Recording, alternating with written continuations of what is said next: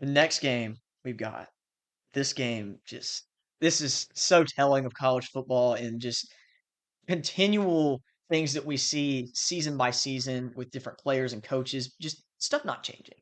And Miami loses in Dallas to SMU. Just the crystal ball masterclass.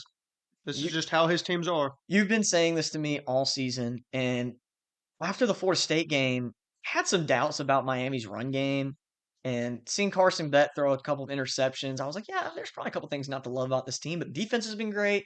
I mean, the receivers have looked really good. Like they just looked really solid.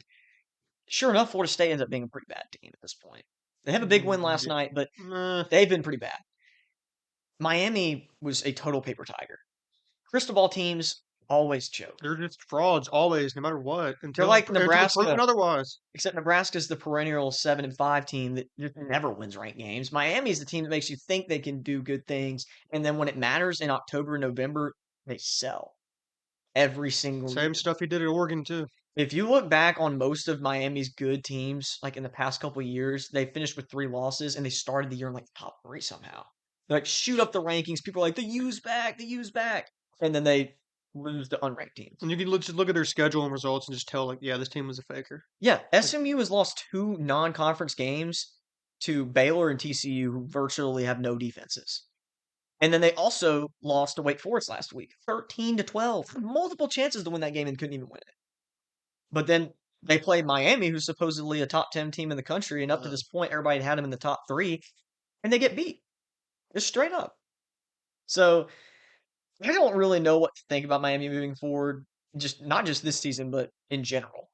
You told me your new rule is never rank them inside the top 10 no matter what until something changes. until they win a big game, like I'm Well, talking they did this. postseason. They beat Notre Dame this year. I'm Like, talking postseason until big they game. win a conference championship or win a playoff game, I'm not going to rank them in the top 10. I don't care if they're 12-0 and have the best wins in the nation. All right, you heard it here. So if we end up continuing to do this podcast consistently, like I hope we will, next season, come August, when everybody starts to hype up Miami because of their transfer portal class and they come out with a big win, we're going to hold our ground. We're going to remember this moment, and we are not going to overrate this team, especially if Mario Cristobal is still the head coach, which Yeah. he may not be. They may drop another game. With They, the they're going to coaching play Pitt, market, right? the coaching market right now, he's not going to be going anywhere. I bet he stays, and next year, if they don't get off to a hot start again and actually finish well, he's done. You Probably playing the way that they're with playing, the resources they have. Like, it's like LSU. It's like they expect so much and they get so much and they just cannot convert with what they've got. Like if you gave teams like I don't know, it's I always harp on Ole Miss, but if Ole Miss had the resources that teams like LSU and Miami had, we would probably be one of the best jobs in the country right now. With our program, the way it's trending, we're winning with less. These teams are losing with more.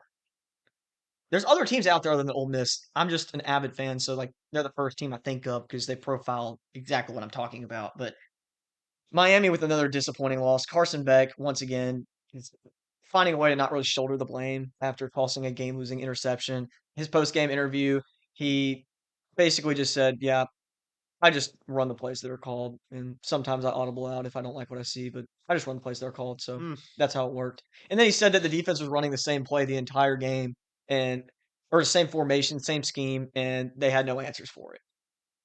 So you're telling me that one of the best accredited staffs in the entire country and supposedly one of the best offenses playing against one of the worst pass defenses in the entire country could not score on a team that ran the same thing the whole game?